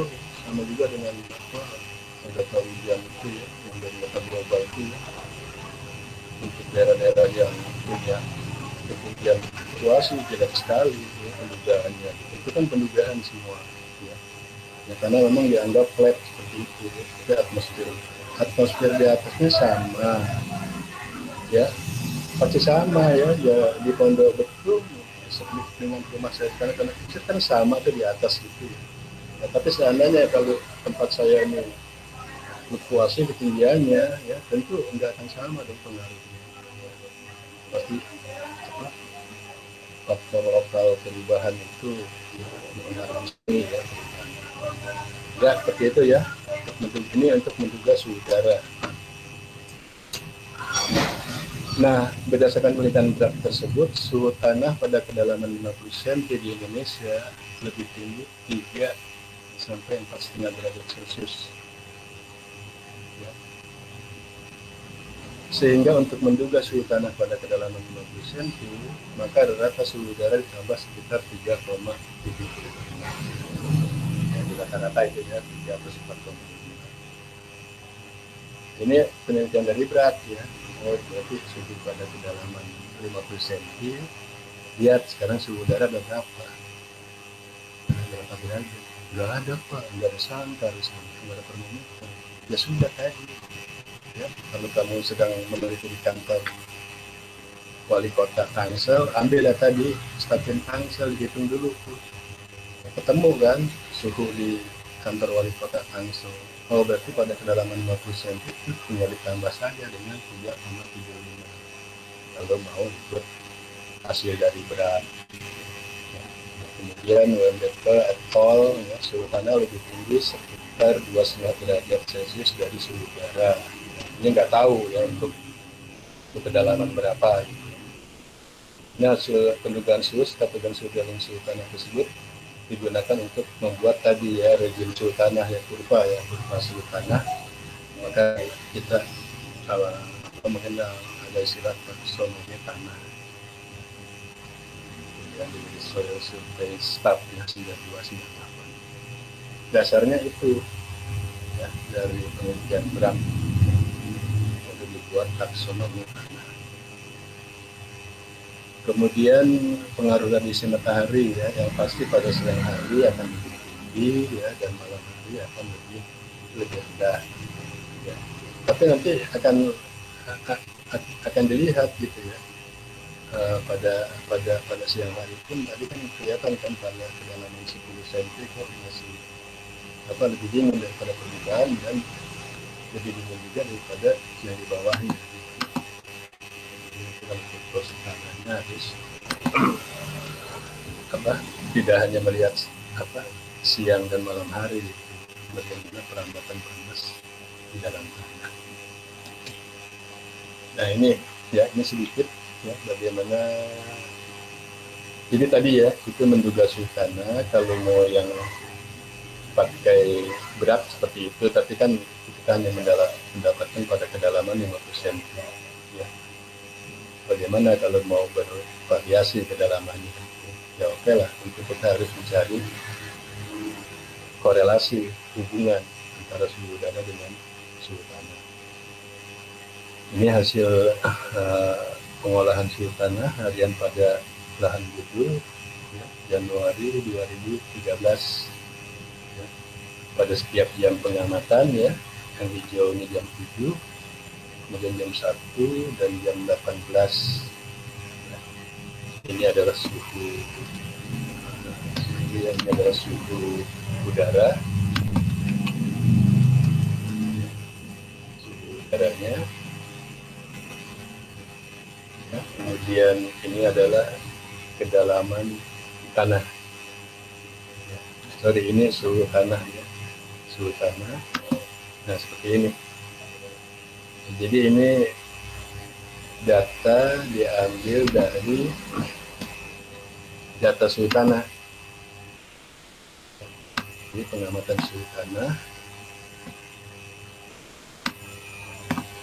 Ya, pengamatan suhu tanah pada berbagai kedalaman 0 sampai 20 dan pada setiap yang pengamatan bulan Januari.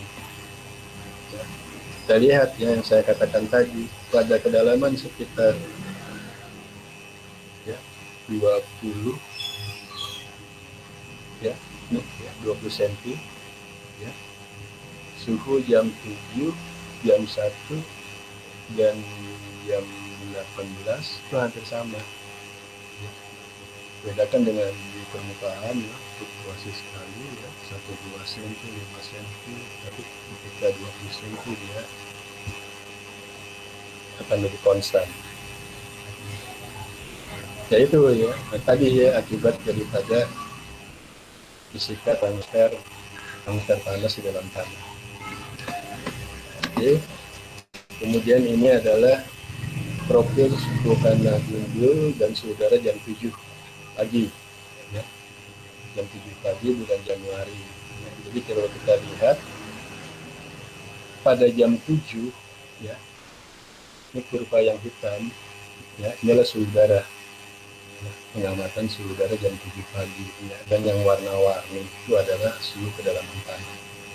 Jadi terlihat pada jam 7 pagi suhu kedalaman tanah lebih panas ya daripada suhu udaranya. Nah kalau tadi misalnya jam 7 di kampus kita suhu udaranya 26,5 ya, maka suhu kedalaman tanah mulai dari 2 sampai 20 cm itu akan lebih panas,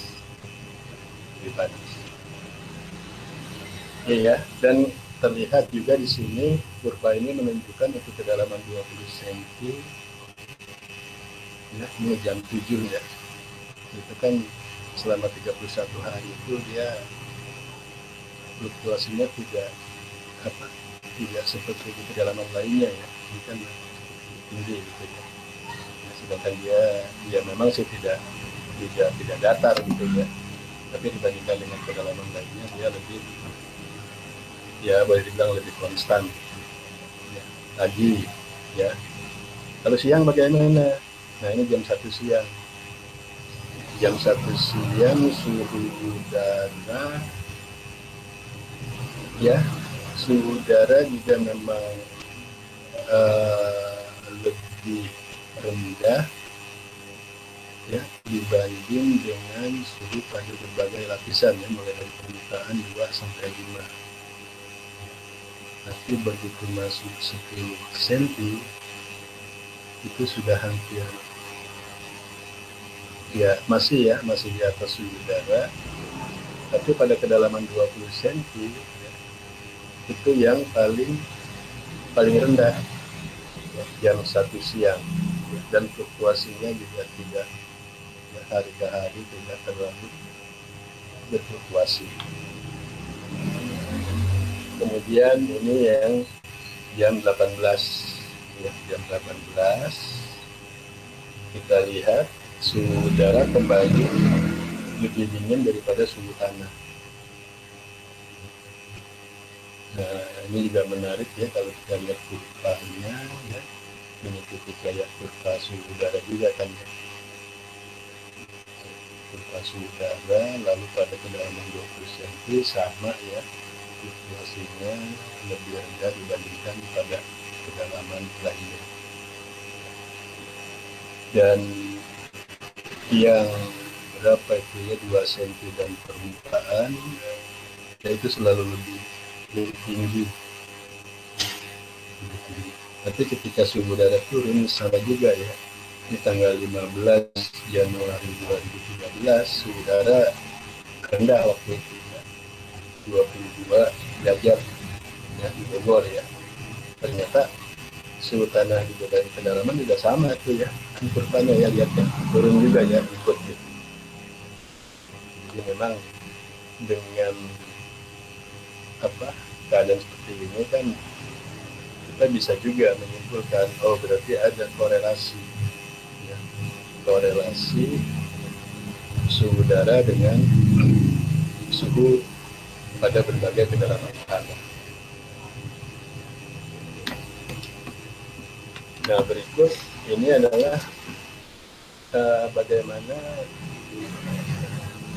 grafik hubungannya ya antara suhu udara dan suhu tanah ya pada berbagai kedalaman. Ini yang tujuan 7, mulai dari 0 ya permukaan ya, kemudian 2 cm ya sampai 10 cm ya, nanti sampai 20 cm ya, jadi kelihatan ya seperti itu. Nah nanti kita lihat saja ya, R-nya itu koefisien korelasinya kan yang makin tinggi makin bagus ya. Ini kayaknya kalau lihat dari 0, 2, 5 dan 10 cm ya, nggak tahu 20 cm ya kurang bagus ya. Ini yang bagus adalah pada saat kedalaman 2 cm ya. R kuadratnya koefisien determinasi 0,02 ya, itu kalau diakalkan bisa mendekati 0,5 ya. Jadi memang setiap kedalaman itu punya koefisien yang agak beda.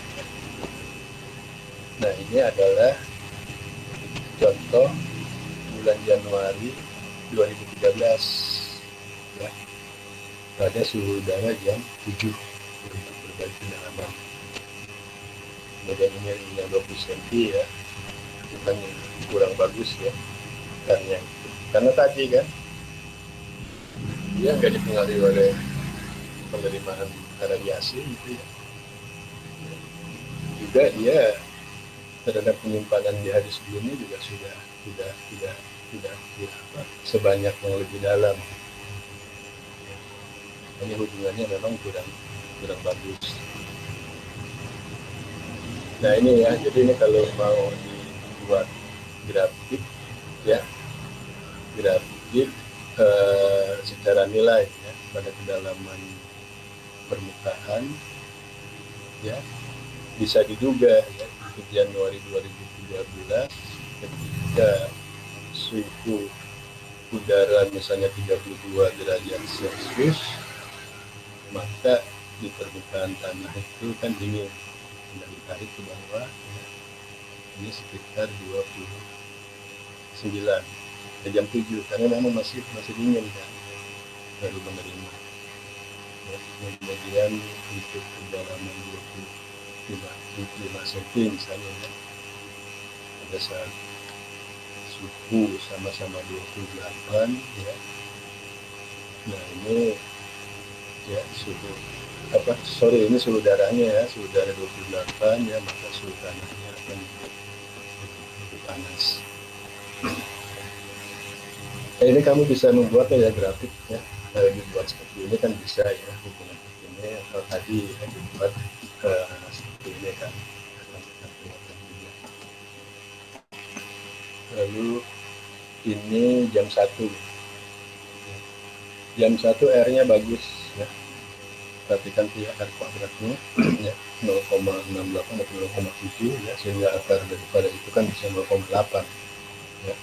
Jadi korelasi hubungan suhu udara pada distribusi yang terhadap suhu kedalaman ya, berbagai kedalaman tanah ya, itu cukup bagus R-nya ya.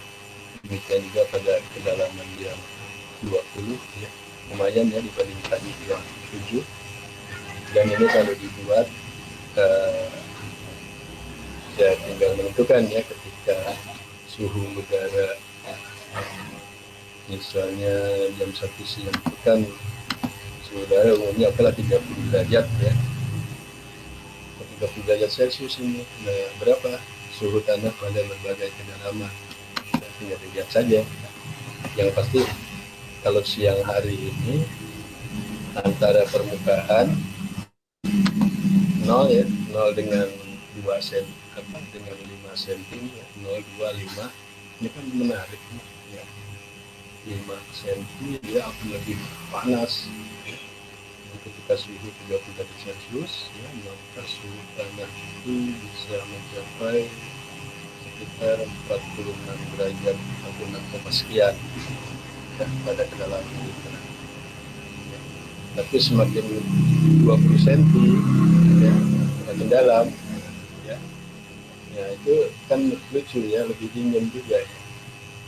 Kita tarik ini warna ini ya, sudah sekitar 27 misalnya, 27.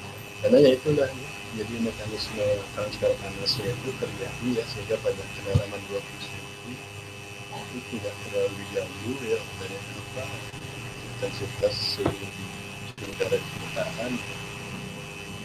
Dan juga perubahan apa penyimpanan suhu di hari sebelumnya gitu. Nah, jadi nanti yang menarik itu ya, kita akan mendapatkan nilai-nilai ini ya. Nah, persamaan-persamaan ini ya. Ini enggak saya rekap ya, tapi di Excel-nya lah direkap ya. Misalnya begini. Saya sedang mengamati suhu tanah pada kedalaman 10 cm, hubungannya dengan suhu udara jam 1 siang.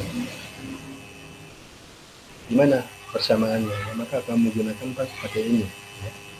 Y sama dengan 0,5304 plus 14,14. R-nya cukup tinggi ya, mendekati 0,7. Ya. Jadi X-nya ini suhu udara, ya, tinggal dimasukkan saja. Suhu udaranya berapa? Ya. Maka suhu pada kedalaman 10 cm ya, di waktu yang sama sekian derajat Celcius. Itu ya sebenarnya ya. Ini ya. Nah, ini nanti bahan-bahan bacaannya lah. Pertama ini yang paling bagus ini ya, oke ini ya, kalau kamu mau cari-cari itu ya, air benar-benar klimat ya, itu juga bagus ya, silahkan. Jadi kira-kira ini ya mengenai apa tema ya, mengenai suhu tanah.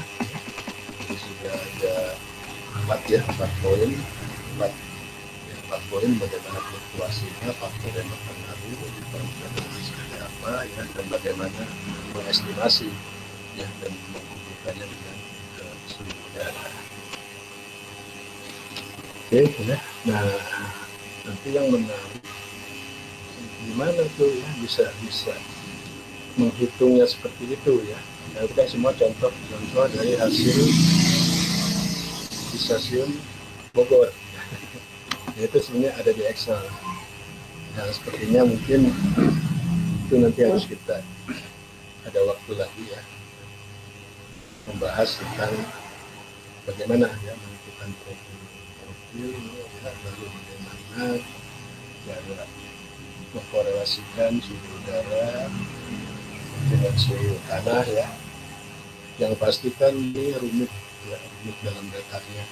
Kalian harus punya data suhu tanah ya, baik itu gundul ya, contoh yang gundul ya, belum ada yang berumput nanti ya, belum berumput pada biasanya kedalaman mulai dari permukaan sampai 20 cm, dan punya data airplane ya, airplane data suhu udara kan sama, airplane juga kan pengamatan 07, 13, 18 ya, suhu tanah pun seperti itu ya. Atau dia dari form AGM AGMA, AGM1 gitu, AGMB, AGM2 ya, itu juga sudah ada ya lengkap ya.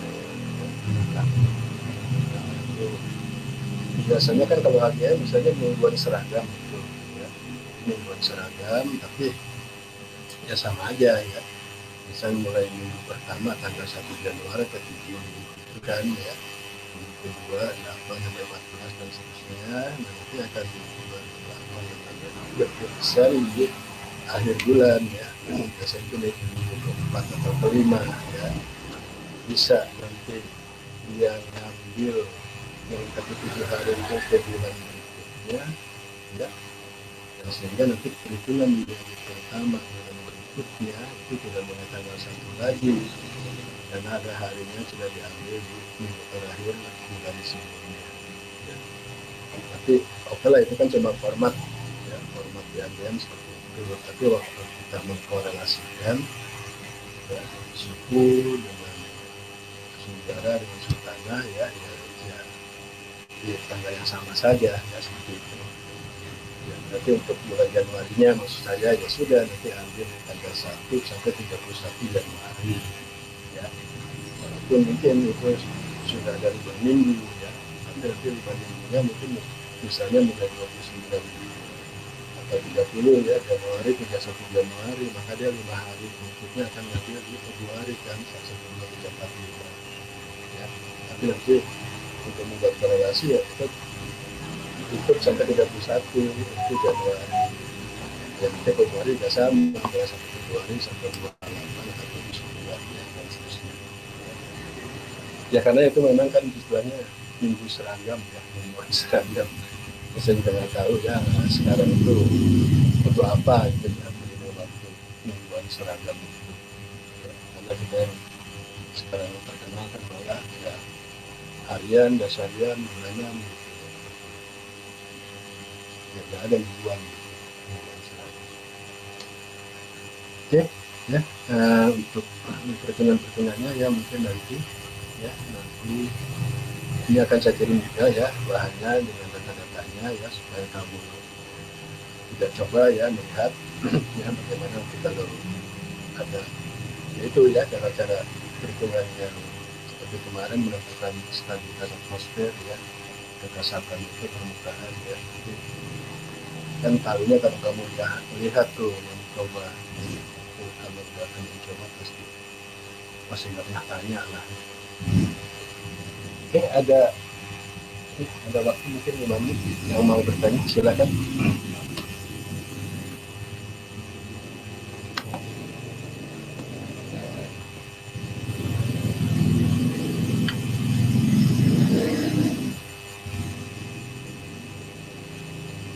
Ada nggak yang mengenai yang ini aja, yang suruh tangan ini?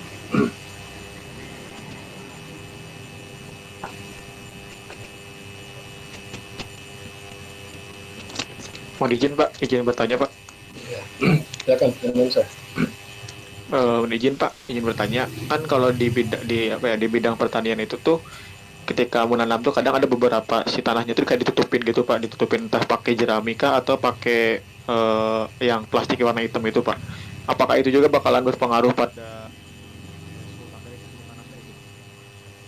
Iya, iya itu yang kemarin juga sudah kita bahas ya, bukan istilahnya naungan ya. Jadi naungan ya, naungan itu macam-macam ya. Ada yang paling keren itu kan rumah kaca gitu ya, rumah kaca. Tapi memang kalau petani-petani tradisional ya enggak tradisional juga ya, petani yang sudah beragribisnis pun, terutama nanti untuk tanaman-tanaman yang jenis sayur-sayuran gitu ya. Nah, dia akan gunakan juga ada istilah naungan itu.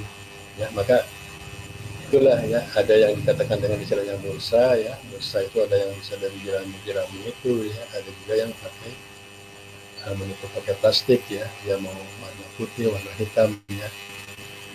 Tentu dari perbedaan warna juga ini juga ada sedikit pengaruh ya. Kalau hitam itu kan kayak black body gitu ya, dia benar-benar menyerap panas gitu ya. Kalau misalnya penutupnya dari warna putih kan mungkin masih ada sedikit yang bisa dibantukan. Jadi itu memang berfungsi untuk pertama mengurangi penguapan ya. Jika kalau penguapannya berkurang, maka evapotranspirasi juga akan berkurang ya. Kalau ETP berkurang, nanti kalau kita sudah belajar water balance ya, maka ya dia akan menunjukkan CH-ETT-nya kan, kalau ETT-nya rendah ya jadi tinggi ya gitu. Nah, ketika CH-ETT tinggi maka nanti ujung-ujungnya kadar air tanah juga akan tinggi ya. Mungkin surplus dari situ juga akan lebih banyak surplusnya di situ ya. Jadi untuk mengurangi penguapan ya, terus efeknya berantai ya sampai ke ketersediaan air tanahnya. Yang kedua juga untuk tadi menstabilkan, mengoptimalkan suhu. Jadi suhu ya biar dia stabil ya dalam posisi yang hangat gitu, itu kan akan mempercepat proses pertumbuhan. Kemudian juga mempercepat tadi ya aktivitas dari mikroorganisme ya, mikroorganisme dalam tanah, sehingga nanti karena itu optimal ya mikroorganisme bekerja, maka akar-akar tanaman itu ya itu akan lebih mudah ya meresap nutrisi ya, karena aerasinya juga udaranya akan bagus ya. Jadi kalau suhu agak hangat dia juga kan bisa menggemburkan tanah ya. Dibanding tadi kan ada contoh tanah liat ya yang sifatnya dingin gitu dengan tanah berpasir, sehingga akar itu kan jangan, kamu juga kalau nanam tanaman akar itu jangan ditekan-tekan dengan jenis tanah untuk mati gitu ya.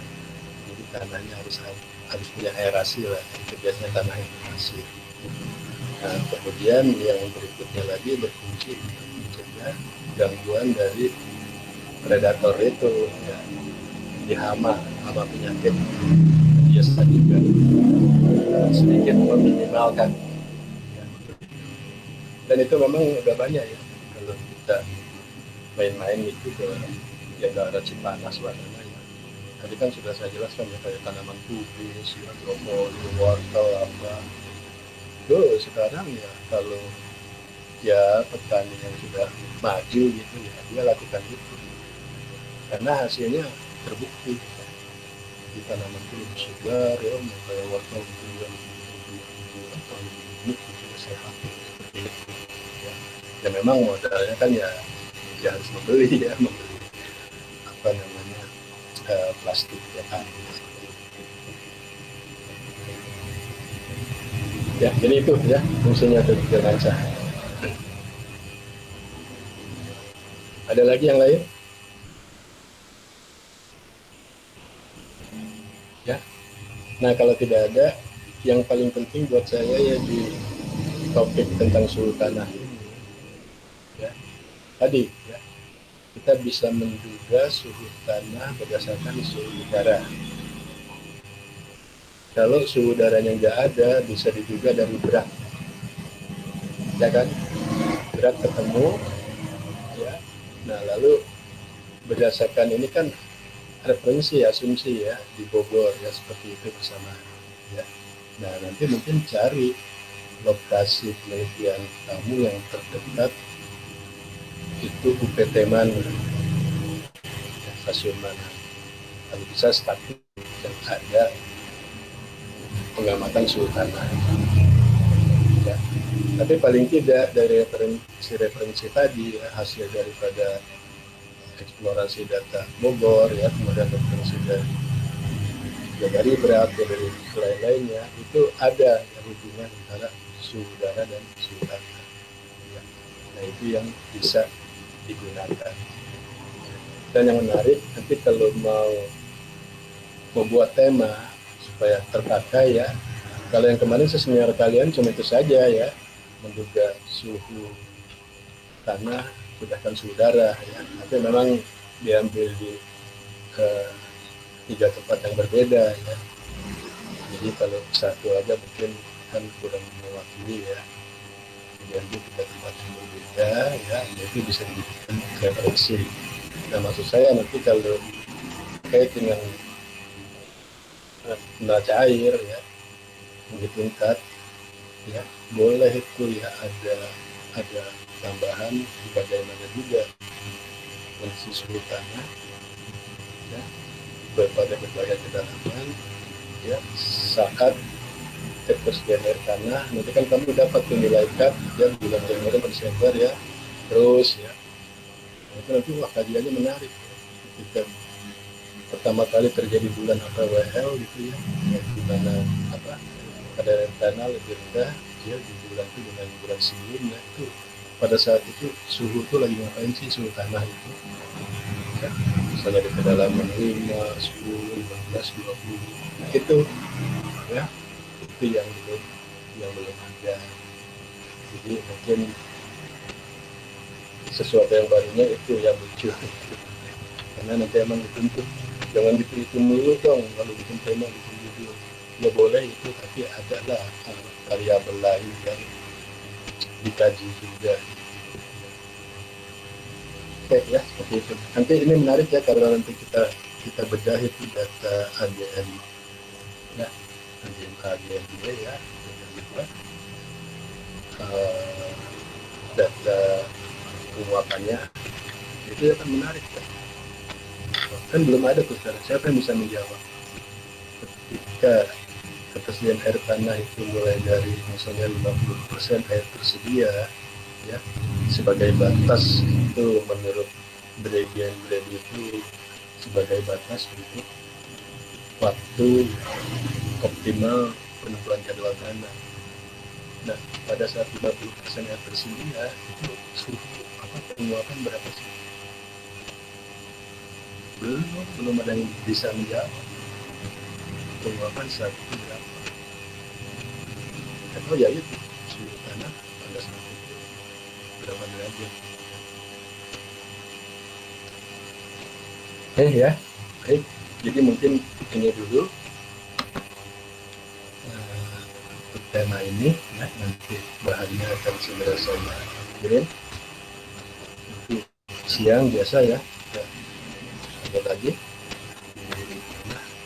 prioritas iklim dan musim cukup sekian dulu ya terima kasih selamat siang dan salam sehat selalu. Siang Pak, terima kasih banyak Pak. Siang Pak, terima kasih Pak.